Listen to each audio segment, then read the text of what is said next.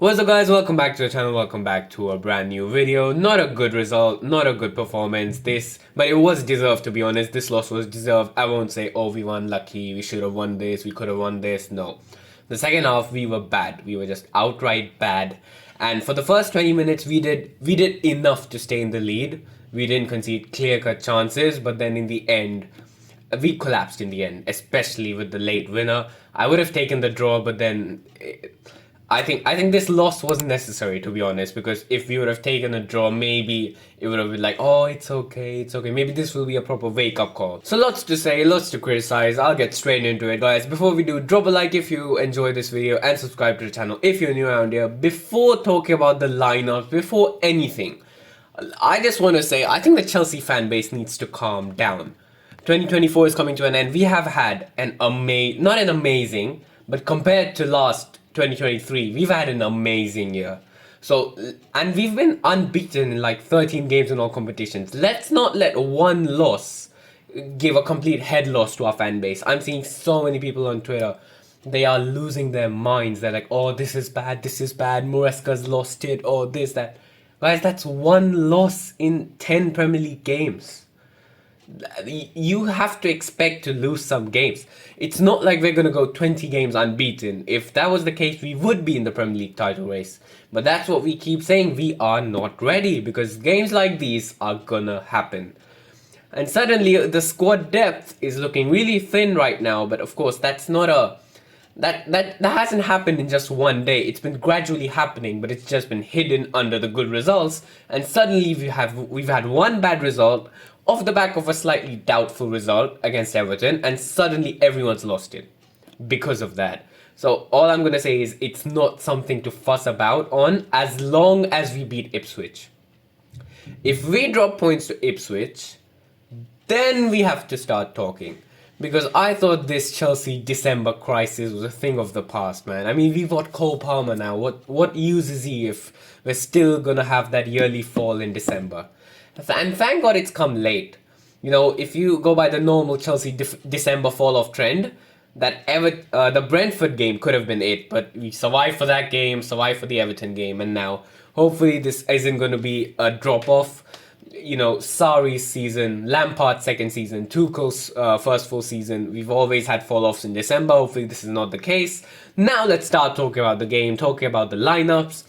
I didn't expect Gusto to start. I thought Maresca would rest him, but no, he did start Gusto. Cucurella comes back in, Sanchez in goal, of course, toss in Colville centre-backs.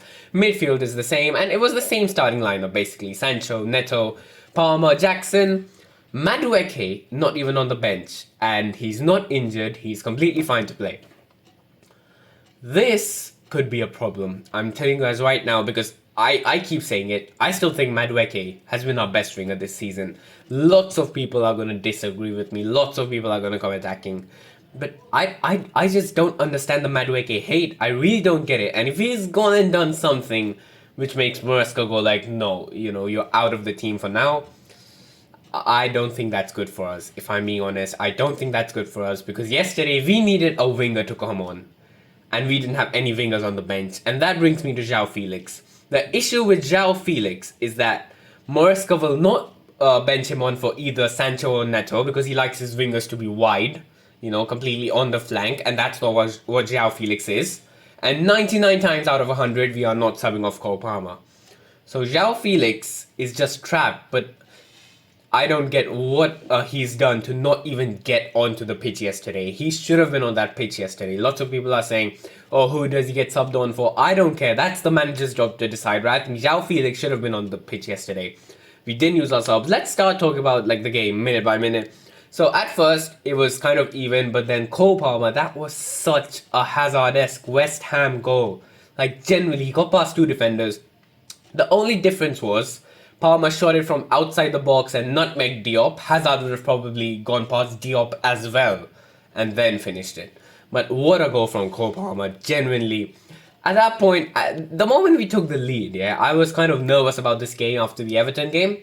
The moment we took the lead, I thought, okay, yeah, this is done. This is generally going to be just a basic, simple win.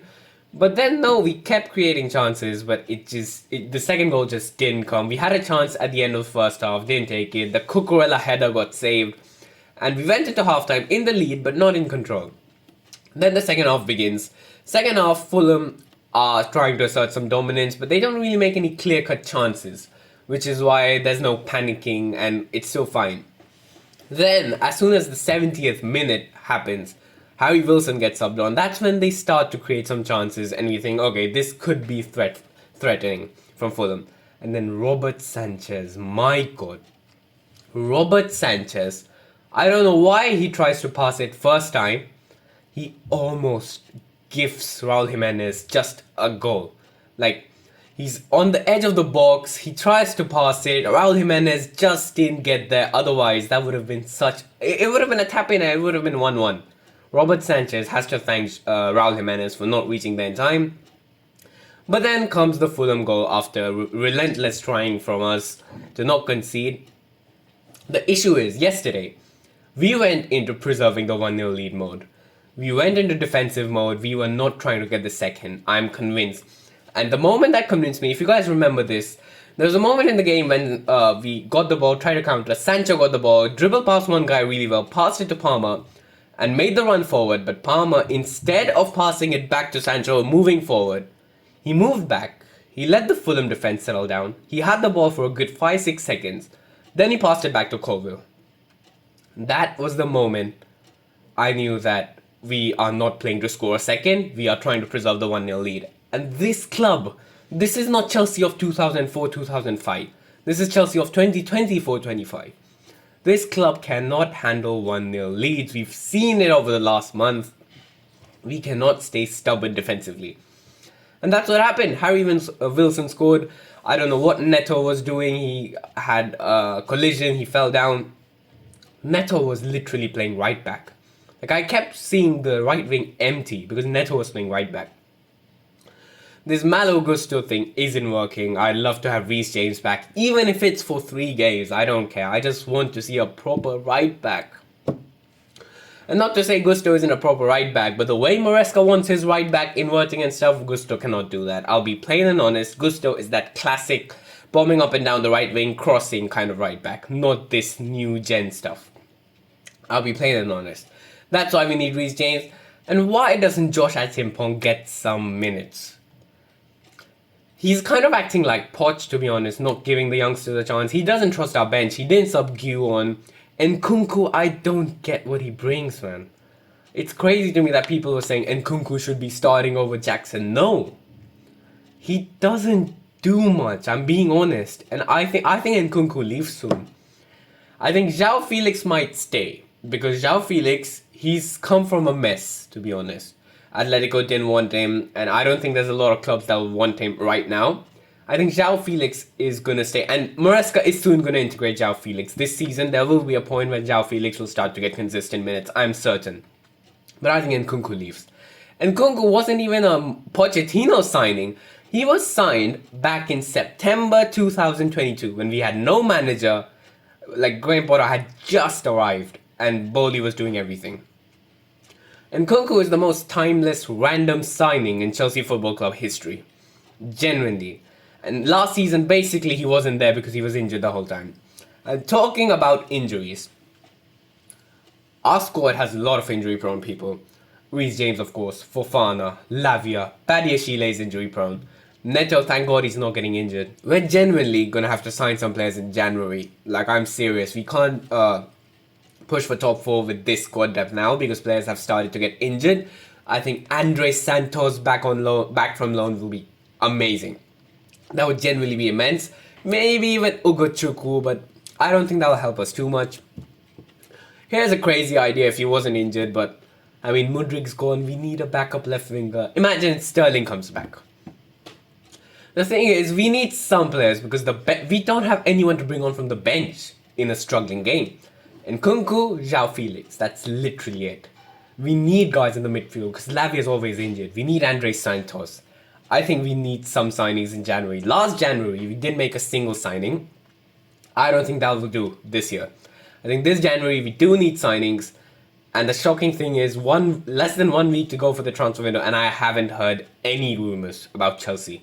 So I hope that changes. Let's see what Maresca can do. stop panicking, guys. Chelsea fan base, generally stop panicking. As long as we win against Ipswich, it's all fine. Yes, okay, we're third. But it's fine. Top 4 is more than good enough. Let's focus on that Club World Cup at the end of the season. Let's hope we can win that. So yeah, guys, that's it for this video. Hopefully we can win against Ipswich. Drop a like if you did enjoy this video and subscribe if you're new to the channel.